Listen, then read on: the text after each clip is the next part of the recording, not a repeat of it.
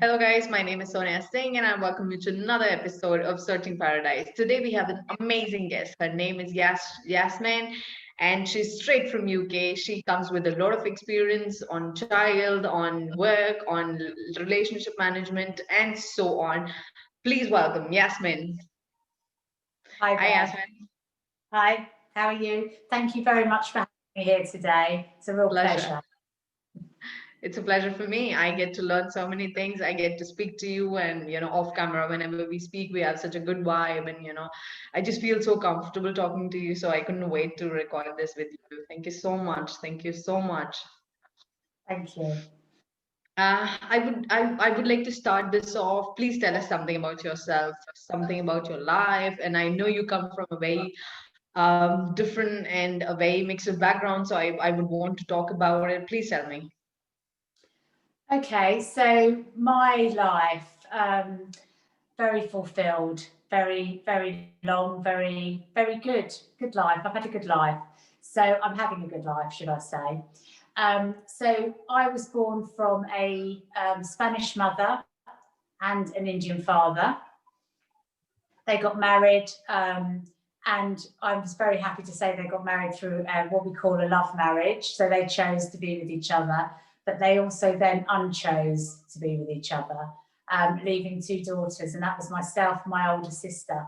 So there's only a year difference between the two of us. So growing up for me was very confusing. It was confusing because for me, my dad was Indian and my mother was Spanish. And when people divorce, they pull against each other and they want their children to be like them. And, my sister was very much for my mother, and I was very much for my dad, my father. But my mother didn't want me to be for my father. She wanted to be with her. So we were with her. And we grew up and we had a very good upbringing. We went to private school. My grandparents paid for us. But there was always an emptiness, in my heart, because I always wanted to be with my dad. I always wanted for him to be there to influence my life, because I felt that my mother came from the Spanish. Because I was darker skinned, I felt like I didn't fit in. So there's always those sort of ways, you feel like, oh, I am from there, but I'm not. So my mother went on to marry, she married an Englishman. So I was standing out. So each day I stood out more and I wasn't part, and you could see that I wasn't. So I felt that growing up. So yeah, there's a lot of questions that you wanted to ask, and so a little bit of confusion as I was growing up, but yeah. So, what was something that was inclining you towards your father? There must have been some qualities that you actually liked and you wanted to stay with him instead of your mother. What was something that you wanted from him? I mean, at the time, I didn't know what it was. I just knew that I wanted to see him and I wanted to be with him. Um, and it wasn't that I didn't want to be with my mum, because I love my mum very much and I appreciate everything she's done for me. And I look back now and I think, thank you for making me the person that I am, because if it wasn't for her, I wouldn't be here. And I wouldn't be who I am either. So, and my father, what it was, I suppose, I just loved him. I just had love for him, but that love turned into frustration because I couldn't see him, and anger because it just festered. So, when I did see him, and I did have the opportunity to see him, I wanted to make his life a misery. I wanted him to understand that I was his daughter, and why wasn't he there? And he a lot of the time he laughed. He just laughed. He said, "Oh, Yasmin." Now he never got angry with me, but inside I wanted him to know the pain that I had felt for leaving. And Okay, we do that and how were with you children. planning to do that? I mean, as a young child. Just not anything. There was no specific plan of how to make life a misery. But if I didn't listen to him, that would hurt him. If I Okay. said I was going to do, I wanted to shock him. I suppose that was as a child. You just want to shock them, and you just want to say, "Listen, I'm your daughter." You know, I wanted to find out about why they split up, which really wasn't any of my business, but I wanted to know. And he didn't tell me. He just said, it's none of your business. So the only person that was frustrated more and more was me, because my mother wouldn't tell me, my father wouldn't tell me. But now as an adult, I understand. I understand why they split up, because they were very strong people in their own right, you know. And I'll give you an example. The typical thing of my mother, and this is of a generation now I see in so many people, but I would say to my mum, oh, today, you know, I had a really good day, Mum. And she'd say to me, oh, Yasmine, I'm so proud of you. You are just me. You're just me through and through. You know, you are just like me. And I think, lovely. Because it's good, I'm like you. So that's fine. So I'd say to her, no, that's fine, Mum. But I'm also part of my dad, because it takes two people, doesn't it, to make a child. And there would be this pause, this total silence. And then my mum would say, well, I don't know, maybe he was a nice person. I don't know. I couldn't understand him. Okay? But So I think you've got, sorry, so they you've got they were married Spanish. for a long period of time. They must have understood, and the difference that was coming. How were you coping up, and what were you thinking? What was going inside your head? That's why is she talking like this? Or sometimes you might even get offended that how can you speak about my father like that? Was something like this happening with you? So yes, it was. So what I chose to believe was that my mum still loved him. And when my dad wouldn't give me any answers, I chose to believe that he still loved her, because I didn't want to believe that they were angry at each other, because for me, I wanted to believe that they loved each other and that I was born out of love. And that was how I chose to believe it. And I still believe it now, because I believe that when somebody can't talk about something, it's because there's an emotion there. And I chose that love emotion, which when I do say to my mum, you are clearly still in love with my father, she doesn't like it. She's not happy about it. But it maybe gives her time to reflect that at some point she was happy with him and she did love him. Yeah. So, they were only together for 4 years. For 4 years they were together. So, but it's time enough. I think the point I was trying to make was that she would say that she didn't understand him because she used the language as a barrier to her true feelings. Okay. So, that's the way. But I have a very good relationship with my mum, and I did build up a very good relationship with my father as well. So, it's love. We laugh now. Yeah. And how about your sister? So, what kind of relationship did you share with her, and how are you guys now? So my sister is very much an individual. We're very, very different, even though there's a year apart. And I loved her very much. I love her very much. But as a child, she just didn't want me around. So she wanted to do her thing.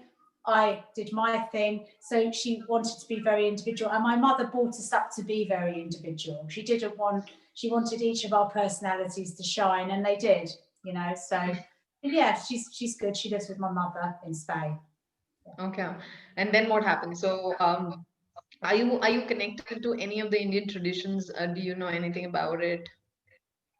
No, is the answer. I don't know. I don't know any of them at all. But I also, I was brought up the Spanish way, so I didn't want anyone to feel that I had to be Spanish or I had to be English, because Spanish or Indian, because for me, I was me, and I'm not Okay. Catholic, and I'm not Muslim, and I'm not anything. I like spirituality. I practice a lot of spirituality because I think my way of looking at things is, if I do good in my life, good things happen. So that's my thing. But I think it's not even a question really of what religion or anything. It's about how you are as a person, what life brings to you, and how you cope with life, and how you can change your life, identify things that go wrong. What can I do to change about myself? How can I make my life better? How can I make myself happier? And how did you pick it up? I mean, what made you this sort of person, and how did you start practicing this way? So, can you hear me? Yeah, Yeah. sorry. So, okay, so spirituality is how did I do it? My life was going round in circles, and my relationships weren't going well, and I needed to take a step out of my relationships. I needed to find out what it was. At first, I blamed everybody else because that's what we do. We blame everybody for things. When that didn't work and it kept happening, then I needed to look inwards. And I started to look inwards about myself and what it was about myself that things were just going wrong. And a lot of the time it was rushing into things without thinking. I'm going to rush into this, that. If I do that, that will happen, that will happen. It was trying to organise my life, which now I look back, I can't organise my life. My life will be organised for me. I just need to do the right thing. I just need to go and do the right thing, help people, help my family, help people if they ask for help, not even help people if they don't want help, because that's where sometimes we go wrong. We want to help everybody and people say, well, I actually don't want your help. Can you please back off, leave me alone, I don't want it, and that's fine as well. You don't have to be a do-gooder to help everybody, but it's about just, sometimes helping others, and in helping others you help yourself, because you learn from the way people are. You learn from everything, everyday learning, and that's good. So that's where my journey sort of started with seeing things going wrong and going round in circles, and I felt like I needed to break that cycle a little bit. So yeah. So what was your breakthrough? So I know that we are in our life, we have to go through a lot of breakthroughs. It's not just one moment and you will be changing from then and there and you'll become this whole different person. But I think you will require a lot of breakthroughs, like in a relationship, maybe certain instance happen, or maybe the appearance or some kind of instance that you happened in your life. So what was your breakthrough like? My breakthrough wasn't a particular breakthrough. It was lots and lots of different things, in my life. Lots of, probably like even memories coming back to me, thinking, okay, how could I have done that better? Why did that happen? And me actually myself realizing, well, that happened there, that happened there, that happened there. And I'm thinking, gosh, I hope no one's in my head. I hope no one hears that, because I'm actually quite embarrassed, because it's actually, I'm doing the same thing. And me linking up all of, the dots to say, I can't, why do I keep doing this? And that's how I changed. So there was, and lots of things, it could be any situation. It could be the way that I answer my mum, the way that I deal with my children, the way I deal with work, the way just with my friends. Block it out, it didn't happen, instead of dealing with situations. So lots of different things for my breakthrough. So I think it's at least you have that sort of awareness about yourself that maybe you behave in a certain way in certain situation, and then you will always reflect back. I think that reflecting back is always a necessary step for you to start those changes in your life, and that's what I'm thinking that you must have also done, because to have that kind of awareness about yourself and that kind of consciousness that okay, I could have done something better, and maybe this situation arises the next time, I'm going to do something better to change. Changing those pattern is very important for us, and maybe you could have done the same thing, and then you must have changed over a period of time. But where do you think that people can also create such awareness? Like what can that be? You see, I don't think you can. I think you can only create awareness when you start to become aware. And I don't understand. I don't understand. I can't tell you or tell somebody to start being aware. I mean, we do as children, your mum says, can you just start being aware of how you're making me feel? Can you start being aware of what you're doing? Do you actually realise what you're doing? What did you hope to gain out of that? The same old things we hear, but we don't listen. And that's the difference, hearing and listening to what somebody's actually saying to you. So with me, it didn't matter how many times my mum told me to do something, I was only going to do it when I was ready. And I think most people do that. As children, we do it when we're ready.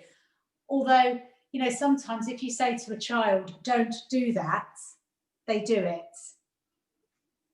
If you say to somebody, instead of saying to somebody, for example, when you get to work, okay, let's have a little think about it. So I'm thinking off the top of my head here. So on a journey to work, for example, a friend used to say to me, don't trip up, because my shoes, I would wear high shoes, and I would, as a result of that, I would be thinking, don't trip up, yes, don't trip up, and Yas would trip up, and I would. And every time I tripped up, I thought, great, I've done it. But had they said to me, get there safely, then I would have got there safely. And I actually believe that, because I tried that. I tried these little things on myself. So it depends on the instruction that you give somebody, maybe, you know, maybe that could be more awareness of, you know, saying to people, you know, being positive in your speech, as opposed to adding negativity, because positivity has a massive effect on your whole body, being positive, saying positive things. But if we say negative things, we actually believe the negativity, and our body believes the negativity. So it's about being positive and choosing your words very, very carefully. I mean, maybe you could say to a child, choose your words carefully, choose your words carefully, and they will choose their words carefully. That's not saying, don't say bad, don't say good, just say, choose your words carefully. So maybe that's an awareness, I don't know, but people will only become aware when they become aware, and they will only change their behaviour when they want to change their behaviour as a result of becoming aware. So that's what I believe. I think that's a fantastic thing, and actually, now that you've mentioned it, it's actually making me think that when you speak to a child and you tell them, think about how I am feeling, or think about what you're doing, and that creating that awareness. I think not many people do it when they bring up their child, and saying all these sort of things, just develops their mind in a different way than just by saying, don't do that, don't touch that, why are you like this, why are you always bothering me, and then they think their thinking pattern is in completely different way. So I think that's a great thing to say, and the awareness will only start coming when you start preparing them from childhood to think about others, how they are speaking, how they are talking to other people, how they are talking to themselves. And I think that requires a good knowledge for you to start off with, because as a mother, if I have to bring up a child, I should at least know what are the points that I should be careful about. So first I have to start taking care of myself, and then I have to start developing the child in a certain manner. Do you think what were the points that you were using to bring up your children? Okay, so when I brought up my children, I didn't have all of that awareness. And so I used to spend my time saying, especially to my eldest son, don't do that, don't do that, don't do that. And I found myself, if I listened to myself, I mean, how boring, but don't do this. And he must have thought exactly the same. And he must have thought the only thing that resonated with him in his head was, instead of don't do that, was do that, because that's what he did. He did that, what I asked him not to do. So hindsight's a brilliant thing. But unfortunately, that's how we learn from our mistakes. And as they're older, I have a very, very good relationship with both of my sons, and they're very different and they're very funny, both of them in their own way. But they will always listen to me now. And I think, why didn't you listen to me when but I understand, I know why they didn't listen to me, because everything that I say to them now is positive. I don't tell them what to do. I ask them what they're doing, and I don't even try and give them advice unless I feel that they need advice. It might be through their silences, through, is everything okay? And they come to me and they talk to me. So the thing is that we want to pass our experiences on to our children, but yet when we want to pass those experiences on that we are trying to get away from, because our experiences are passed down from generation to generation. So my mother's taught me how to be a certain way, and I used to pull my hair out thinking, I don't want to be like this. I really don't want to be like this. I love you, Mum, but I don't want to be you. And so that, I'm then trying to pass on those values down to my children, yet I don't even want them myself. So why would I do that? But that's what we do as parents, because we don't know any different. But that's not a criticism of them. They only know how to deal with their families because they only know with the tools they're given. They don't know any more, they don't know any less, and everybody's on their own individual journey. So it's very difficult, but it doesn't matter if we make mistakes, because I believe the more mistakes we make, the better we become. So I should be amazing, the amount of mistakes I've made. Okay. And what is the one thing that you always talk to your children about, and what was the shift that you actually made? Can you give us like an highlight as to where can somebody start a change from? How are you feeling? That's a very good question.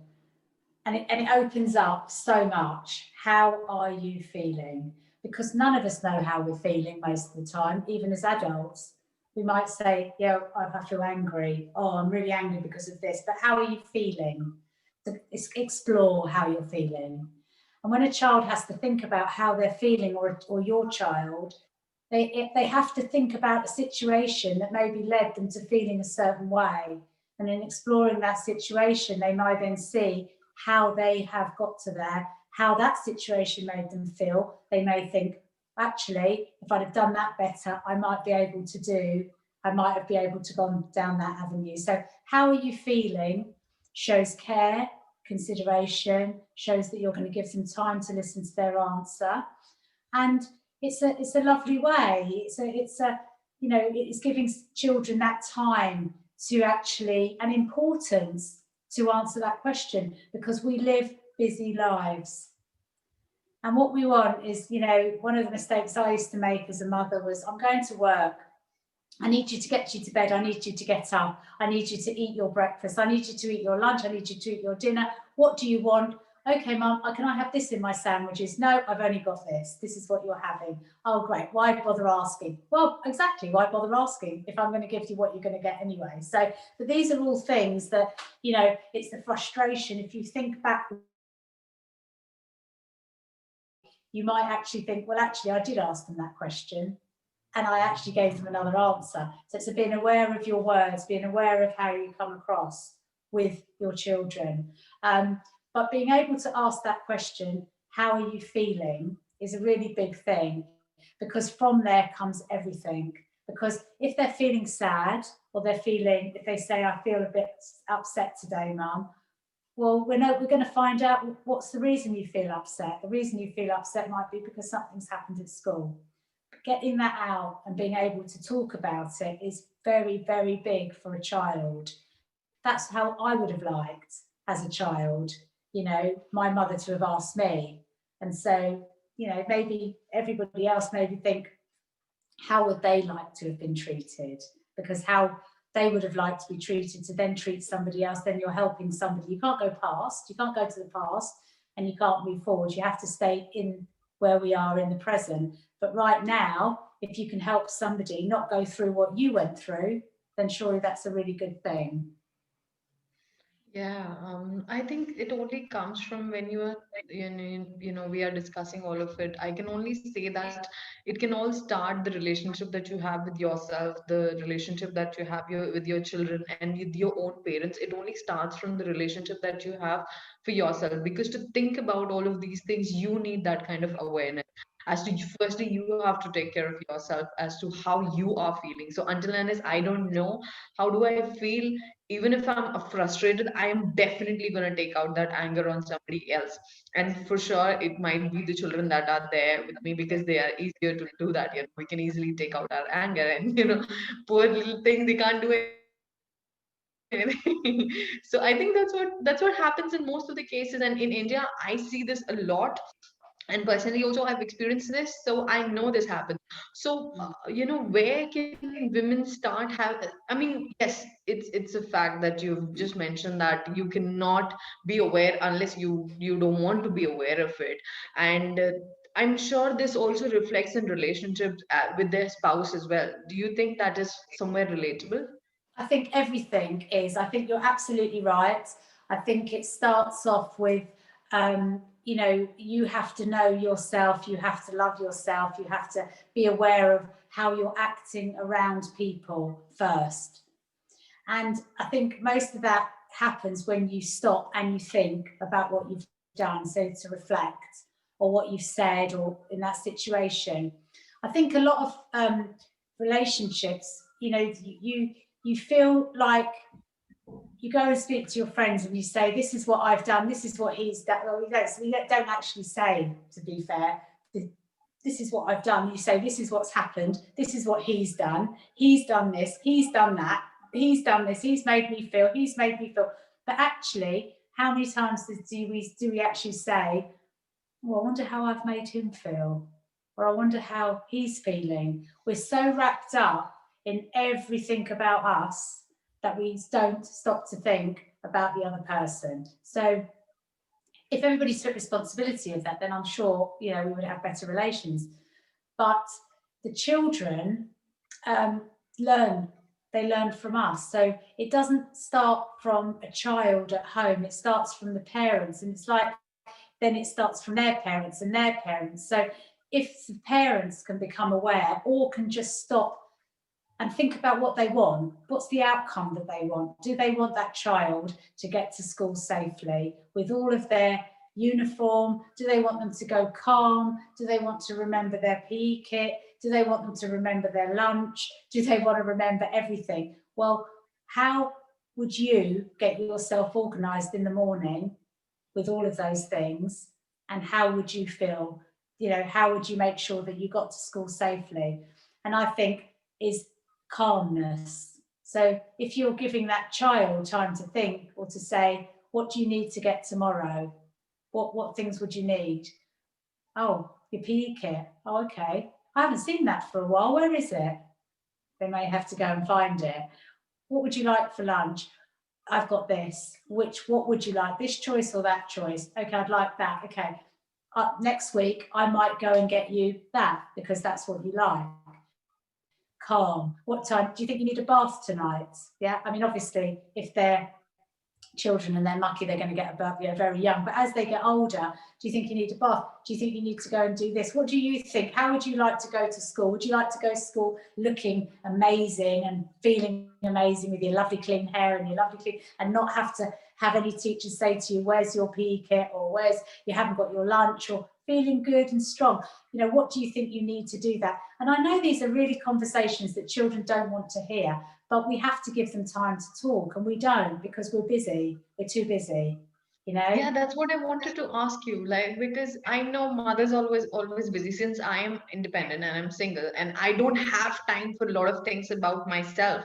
So, even I cannot plan so many things. So being a mother and being, taking care of a whole family and to like really take out time to speak to people like that and organize and plan. I think most of us don't do that, and that's why only these troubles start. And the mother is always angry somehow whenever you speak to her. She just seems to be so rude because she's been so busy. She doesn't have time for herself. She doesn't have time for kids. She doesn't have time to manage the house. So I think that is a difficult situation for people. Yeah, it is a very difficult situation, but we have got a lot of hours in the day. And most of that time, even if somebody's working, in between the times, there is always half an hour or an hour that you can find in that day for yourself. We all have families, we have family as support that can support us, with our children. We need to give ourselves time in order to be able to give our children time.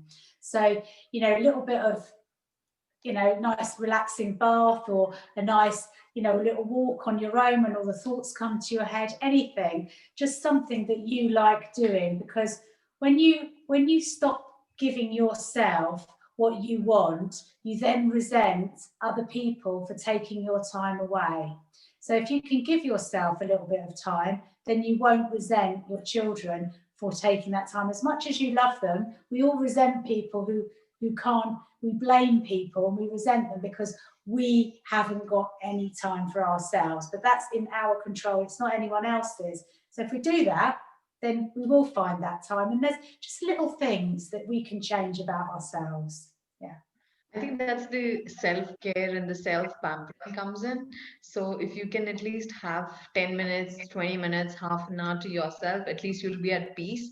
And instead of just trying to do everything perfect and then, in a different mood and being angry or maybe just resenting everything that you do, at least even if you don't do that task and be happy and speak nicely to the people who are present in the house, I think that will change a lot. Maybe they might even start helping you because they can see how stressed you are.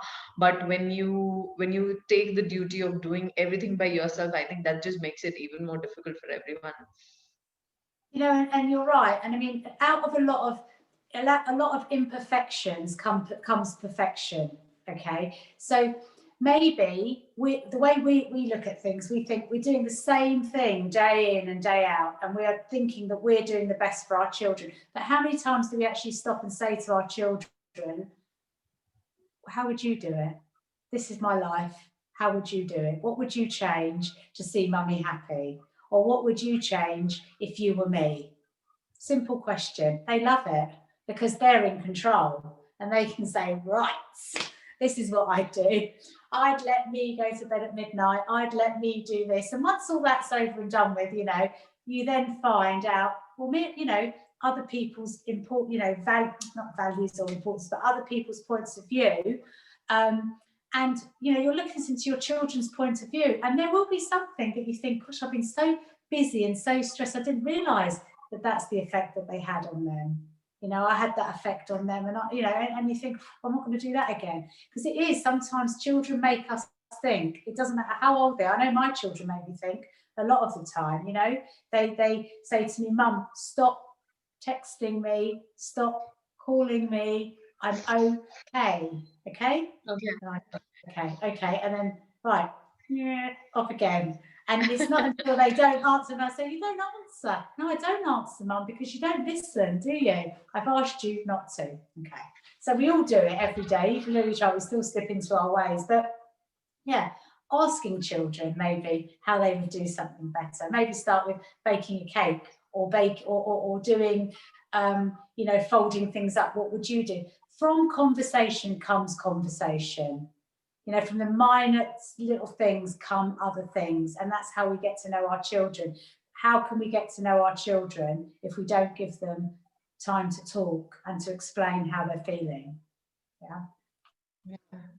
So talk to me about, okay, these are the relationship with your children, but talk to me about a hard spouse or maybe, somebody too difficult to deal with. How do you manage them? Like, how do you still have that sort of relationship? Because over a period of time, you've changed, they've changed, and you're now, it's not just the same anymore, and you feel a lot of differences have come in between.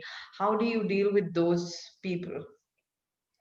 I think the way to deal with anybody is to communicate with them. Communication is the key to everything in life. That's what I believe. So you're feeling a certain way, your husband is feeling a certain way, but how many times do we ask how they're feeling and really listen to how they're feeling? And or watching them, how things have deteriorated, how things have changed, how things have got better, anything. It's about taking that time to talk to them and say, this is how I'm feeling. How are you feeling? Do you see it the same way? How was your day at work? Maybe understand that maybe they're going through stresses and strains, because out of all of that, sometimes people don't want to talk to you. They don't want to tell you how you're feeling. So if you see them that they're stressed, people don't choose to be just angry. Anger comes from something. So if you see that they're struggling, maybe do something that you wouldn't necessarily do. Maybe make them a cup of tea, I don't make a cup of tea for everybody, but maybe can make them a cup of tea, make them help talk to them, sit down, give them time, do something different. It's we have a responsibility. If we want something to work, we have to put the effort in and we have to make things work. We can't always make things work, but we can change our behaviour in order for them to change their behaviour. Okay. Yeah, that is true. Uh, yeah, actually, that gives a whole different perspective because you've been with that person for so long, and I'm sure there are things that you can look at and you can start working on it. And that is just so. Talk to me about the risk factor that you were talking about, the fear factor that inspires you, and something that they need to work on. Because as we are talking about relationship, because we develop a lot of fear. So you might have come to me with a lot of compassion, and you want me to behave in a certain way, but then I have pushed you off like 5 times, 10 times, and now that you have this fear of rejection. And a lot of children also develop the same kind of fear. So talk to me about the fear factor. Okay, so fear sometimes is generated through a trauma, and sometimes fear is handed down to us from our parents, and sometimes from our siblings. Fear isn't always generated from a trauma. So we could have fear of doing this. We say, this is how my mum did it, so this is how I do it. We don't stop to think, well, did it work for my mum? Well, clearly it didn't work, because that's why she's acting the way she acted. But we then say, that's what we know. So anything outside of that, we become fearful of. So, for example, a relationship between mum and dad. Dad comes home, mum acts in a certain way. Mum then, then he reacts in a certain way, and it's got a cycle of behaviour. Your behaviour affects my behaviour. So you have to change something. But most of that comes from fear. Fear of change, fear of doing it differently, fear of not knowing how the other person's going to react, fear of just lots of fear of, oh, if I say this, they're going to do that again, like you mentioned, rejection, fear of rejection. It's a big, big thing, feeling rejected and not wanting to feel rejected. So we run from a situation instead of facing it.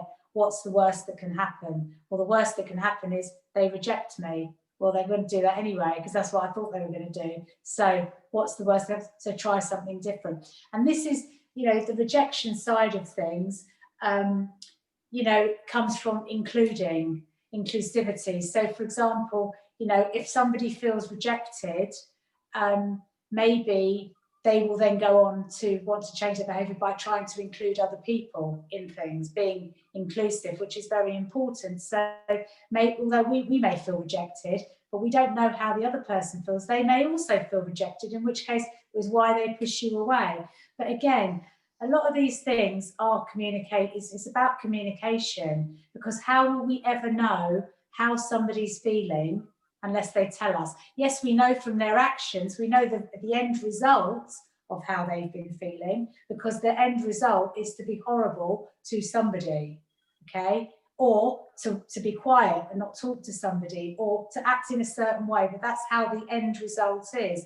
But in order to find out the beginning, we can ask, because when we have a friend who comes in dire need of, oh, my husband's done this to me and my husband's done that, we're very quick to say, whoa, let's do this, do this, do this, do this. But we're never impartial, and we're never,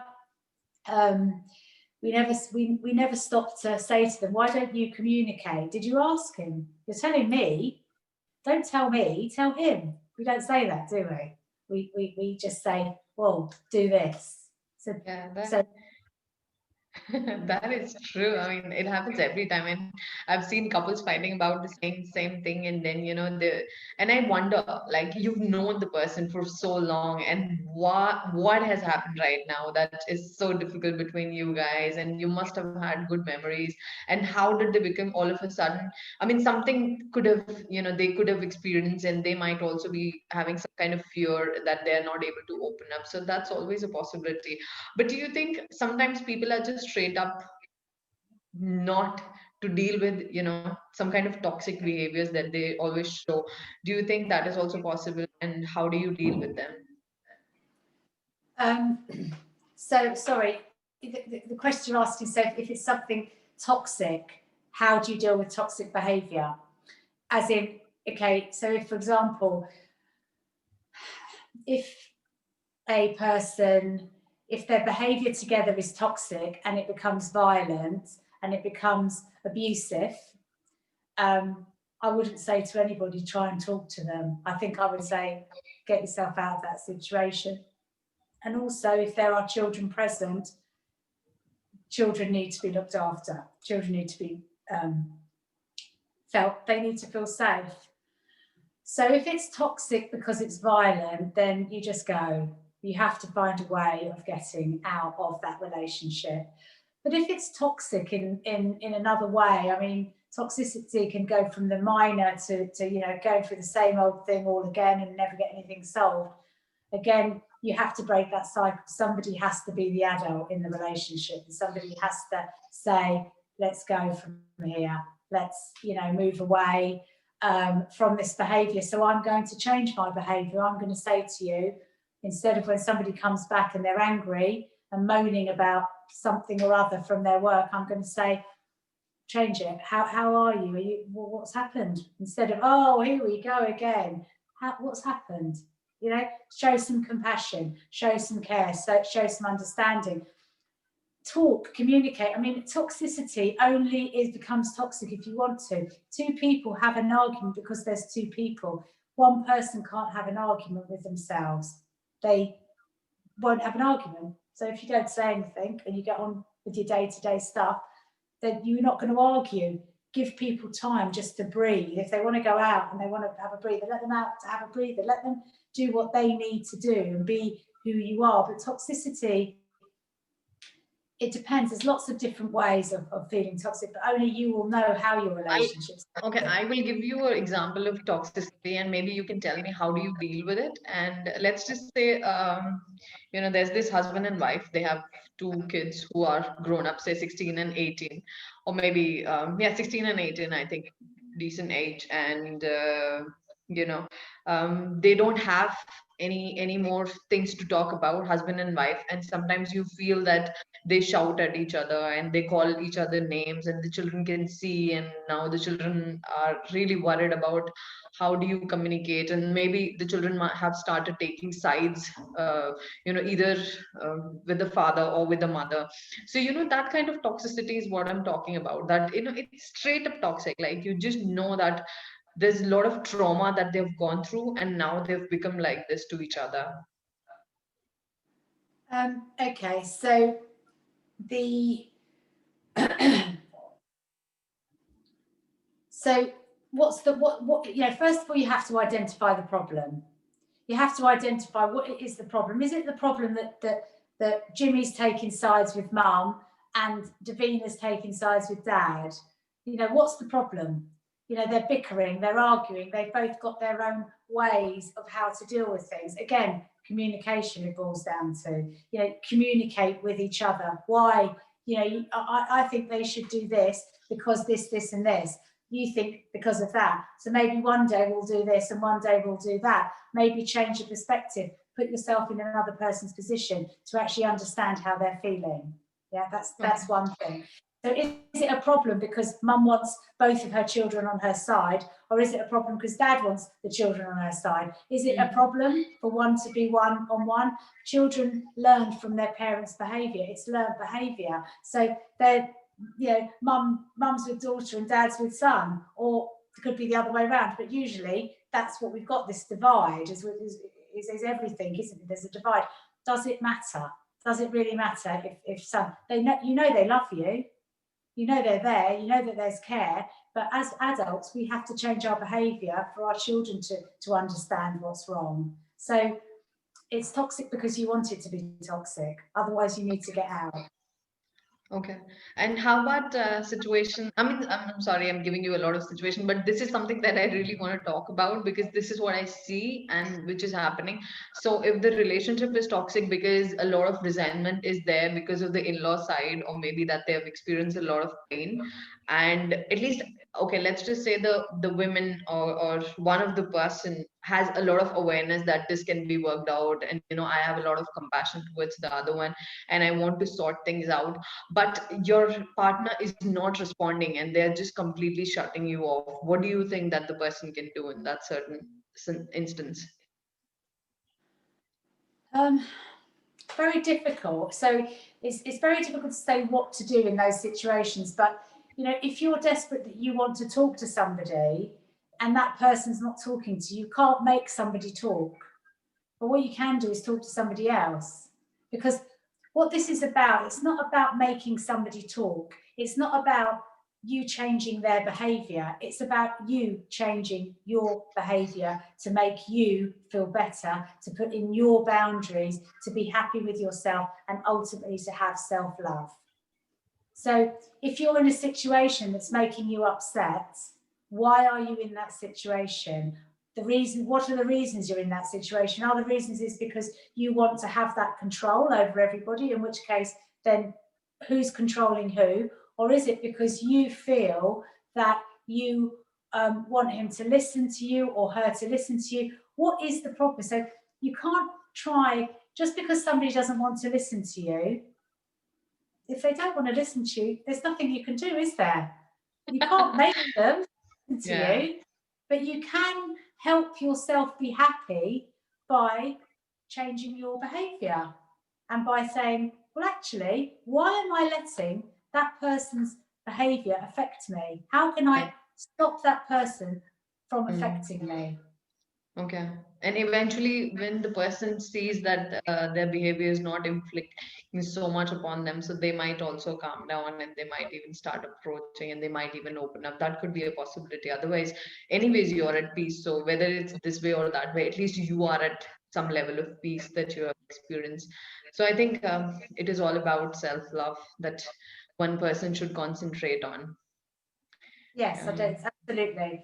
One person, everybody needs to concentrate on themselves. Worry about what you're doing. Don't worry about what your friend's doing. Don't worry about how they've got it or anything they've got. Worry about what you've got and how you're going to make yourself love yourself more and feel better yourself. Yeah, Okay. absolutely. Also, I'm very fascinated to the fact that you've been working all of your life, and you've managed a family, you've managed yourself, you've managed your work also. How did you have that balance, and to bring your children in a certain way, and also maintain that work-life balance? How did you do that? Well, when early on, I used to work very hard, and I still work hard. But what I do is my hours changed, a lot. So I always had au pairs, coming over, which sometimes I had to manage them more than I did my children because they were quite young, and I had to be a mother to them sometimes. But that's what you do. You have to ease them in gently to help you, to help them, to help them to help themselves, to help you ultimately with your children. So you give yourself, time, to be able to manage that. Yes, it's hard, but you're on a hamster wheel. So you're going, you just keep going all the time, all the time. Same thing, same thing, same thing. Boom. I just want to get on with my day. I want to do this. You don't have the time, but I don't think many parents do have the time. Working parents, it's very difficult to say, are going to have all of this time, but we don't. Sometimes we only need a couple of hours in a week or 2-3 hours. Or sometimes all we need is to have a cup of tea with a friend and have a little moan, and then we feel better that we're not the only person in the world that's going through this. Yeah. It's little things, isn't it, that we take for granted. That we think, oh, no, I've got time for a cup of tea. But actually, you need a cup of tea, or you need a coffee, or you need this, or you need a chat, or you need a walk. But we think, but I haven't got time for that because I'm feeling like this. And you think, well, if I actually did that, I would feel better, and then I'd have more time. So it's very difficult. Everybody has to manage their own time, but they have to, maybe say to themselves, I'll do this for this hour, I'll do that for that, and add their own self-care in to their day. Okay. Why can't we love ourselves? Why can't we be happy? Why can't we do our hair? Why can't we pluck our eyebrows? Why can't we go and get our face done? And we can't do it. Why can't we do it ourselves? Nobody's going to look after you if you don't look after yourself. If they see that you don't bother about yourself, why would they want to look after you? It's like that. You set the boundaries, you set the example to yourself. So I'm guessing, as a life coach, also when you deal with a lot of people, what is the one thing that you always tell them? What is the one advice that you always want to start them off with, or what is that one thing that you would encourage them to start looking after? Again, so I would ask them to look and say, what is it that they like about themselves, and what is it that they don't like about themselves? And I think both questions are very important, because not liking something about yourself brings a lot of things forward, and liking a lot of things enhances your self-esteem, as in, I like this, I like that. Then what is it about what you like about yourself? What is it? And it's questions. So things, I think that the way to start off with somebody is always with themselves, because they've come to you with a problem. But I think a lot of problems always end up with the question of who they are, how they feel, why they do things a certain way, what's the reason that they choose this path to do certain things. And it's about looking at themselves first. Yeah, being honest with themselves. Okay. This I just thought of, okay. This just suddenly came to my head. So one of my client recently asked me this question, and I couldn't really think about how to deal with it. Maybe if I can ask you, maybe you can give me like a better solution. So let's just say you have like a very bickering in-law. How do you deal with them? Like they always put you down and they're not really supportive of you, and then they always try to bother you. So how do you deal with them? I mean, I randomly thought of it, but I've been thinking about it.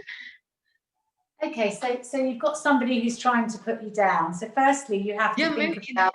first of all, they are your in-law, so you can't really do a lot, and you can't really say a lot of things because you have to have like a good relationship with them, because it's very long term, and it's almost like your parents, and you have to deal with them. So how do you say that you can do that? Okay, so they're they're putting you down. So listen to what they're saying and ask yourself, what is it about what that person's saying that's making me feel this way? Okay. Very important question. Because why, if somebody said to you, you are a front door, you know you're not a front door, don't you? Because you know you're a person. You know you're not a front door, so you're not going to believe them. So why are you believing what they're saying about you? And the Okay. reason you might be believing and letting yourself get upset about what they're saying is because you yourself deep down believe that. So Okay. then you have to change that. So again, it's about you. You can't change somebody's behaviour, accept it. So if they keep telling you you look like a front door or you are a front door, okay, that's fine. Well, I know I'm not, okay. Maybe joke about it. It's humour in life takes you away from so many situations, and it helps you with so many situations. See the funny side of life.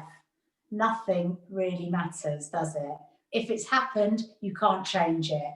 What you can do is try and change it better next time it happens. You can change the way that you react to it. But being upset about everything creates such unharmony, and nobody's going to really want to be around you. I mean, I know I don't particularly want to be around miserable people, but half the time, I will be around. I'll try and make them laugh or make them smile, and if that doesn't work, I think, okay, well, I've tried, but I'm not going to spend my day being around somebody who is totally miserable all day. But some people might change, some people won't change.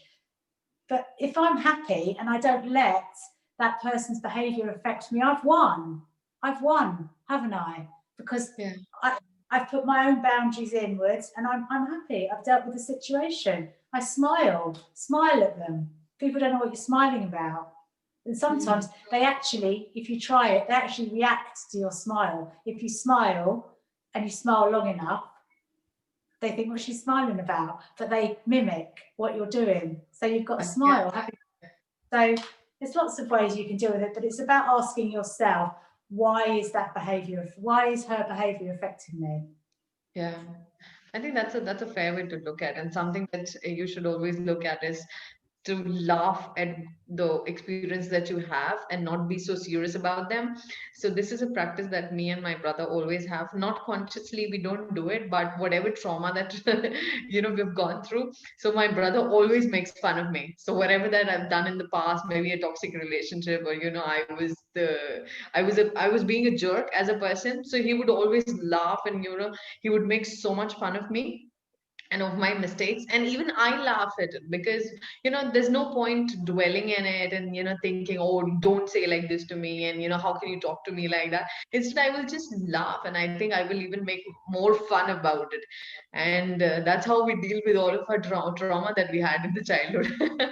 So we always speak about our parents and how they traumatized us, but in a very funny way. So that takes a lot of pressure Yeah, off from my mother as well. So we would always say, yeah, you will not speak to your children like this, if, your grandchildren, but you beat us off, and you used to beat us all the time. And, we'll just laugh about that fact. So, and I think that is a very important thing. And, you should laugh, and everybody should laugh. And like I said, I don't trust people. I don't like people who do not laugh. And I just don't resonate with them. yeah. Yeah. uh, yeah. So I talk to me about why. I mean, why? What is that? What is something that encourage you? What is it something that you want to have impact on? And what is your vision forward? What is like your mission forward, and how do you want to do that? So I don't know how I'm going to do it. I really don't, but I'm sure it will happen. In fact, I know it's going to happen. Um, but I want to go over to South America, and I want to help um, families who don't know how to communicate. They're bringing up children, lots of countries who have more children, more children, more children, but they can't deal with their children. So it's almost like a cycle that's going to continue all the way. They're going to continue, have more children, do this, their children, they're going to become their parents. And so it's about trying to change by making people aware of their behavior. Now, I know you can't make somebody aware of, you know, of making somebody change, but you can help people, give them, it's sort of like an education in life a little bit. Talk to people about, so talk to parents on, the problems that they're experiencing with their children and how they would deal with it. Funny stories, talk to them. I want to do that, and I don't want to do it because I want to, earn money out of it. I want to do it because I have a love for it and I have a passion for it. And I think everything in life starts with a passion. And I'm a very passionate person. I've been described as very excitable and very excited. Sometimes I think, okay, I am very excited, but I'm happy and laughing because I see the funny side out of life, However hard a situation is, I will see the funny side eventually. May not be right at the time, but I will see that funny side, like you were describing about your brother and your parents and everything. So that's what my vision is, to go off and do that. I want to help people help themselves, to help their children, Yeah. and it's a very easy thing, to do, because we can all do it. But I'm lucky enough that I did live with my mum constantly. My mum used to refuse to speak English to me, so I had to learn Spanish. Okay, and yet it was very difficult for me. I always understood Spanish, but I didn't always speak it. But I do speak it now. So, for me, that would be able to help them, have a laugh with them. I love the South American culture. I love it. I think they're just so alive. They're vibrant. I love the music. I love all that because there's so much happiness there. And maybe that's what's drawn me to it, just the happy people. I love it. It's just the feeling of, you listen to this music and it's, this feeling inside of happiness. And so that's my vision, to go over there and stay and help people out there, help people change their own lives through communication, through, the basics of life. Yeah, and I remember you and I were talking for the first time, and then you did mention that we will also start something, and maybe you can contribute to my cause as well, and then maybe you can do something in India as well to influence people and help them, become a better version. So definitely, maybe we'll do something like that in future also. Yeah, yeah, definitely, definitely. That would be great. Absolutely. We all learn from each other. Yeah, I can that is. learn a bit about that culture as well, and and you can learn from my experiences. So yes, Yeah, I definitely. mean, I want to know what Spanish culture is like, and I'm always fascinated by the language that you speak, and it just sounds so nice, and the way it is, the music and everything. I think it's just amazing. Very heartfelt, and they're very passionate. Spanish are very passionate. You know, 1 minute they will be telling you that you are ruining their life. Why were you even in here? And the next minute they'll be kissing you and hugging you. Okay, so that is their culture. It's passion. Just because they say that, and children grow up knowing that, but they also grow up knowing that their parents love them. Because that's the love. They pinch your cheeks. You know, my grandparents used to push, like, grab hold of my cheeks, and I used to think, oh, it hurts, get off me. You know, and they would continue to do it. You know, a big hug and a big kiss, and you know, total passion. You know, and not, you know, every culture is like that, but that's the way that you are. But they're very happy. They don't dwell. You know, a lot of people don't dwell on things. You know, because they're very much. Children are brought into their culture. You know, they stay up a little bit later. It's no big deal. But you know, they love their parents. They run rings around their parents, but they really do. But at the same time, most of them know that they're loved. And I think in life, that's really important, just to know that your parents love you. That whatever happens, that they do love you, because it all stems from that. And that, you know, confidence builds from that. That, you know, you can walk around, well, okay, you might not like me, but my mum loves me. You know, my mum thinks I'm this, or my dad thinks I'm this. You know, and it's all good. It's I think it's really important. So Yeah, that is true. I mean, I think that's just a great perspective that you have.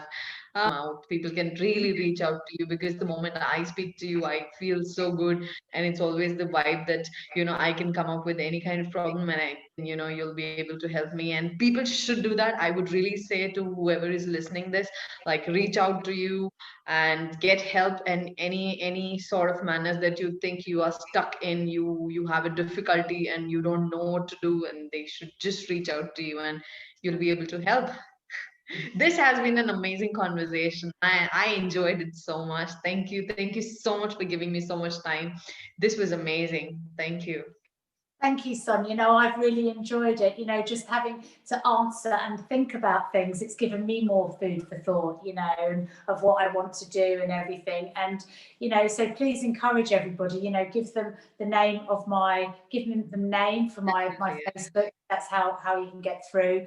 And actually, you know, once I do that, if they actually just say that, you know, hello there, I've listened to the podcast, you know, please, can I speak to you? You know, I might not be able to get through to you straight away, but I promise I will get back to you. You know, and then we can get you on the group, and then you can have that. And then we could maybe even, you know, think about ways in which we can all help each other. More than happy. So yeah, thank you. Really good. Thank you so much. We'll catch up and we'll do a live session soon. So thank you so much. Stay tuned, people. I had an amazing conversation with her. She's amazing. Do reach out to her. And thank you so much. Stay awesome.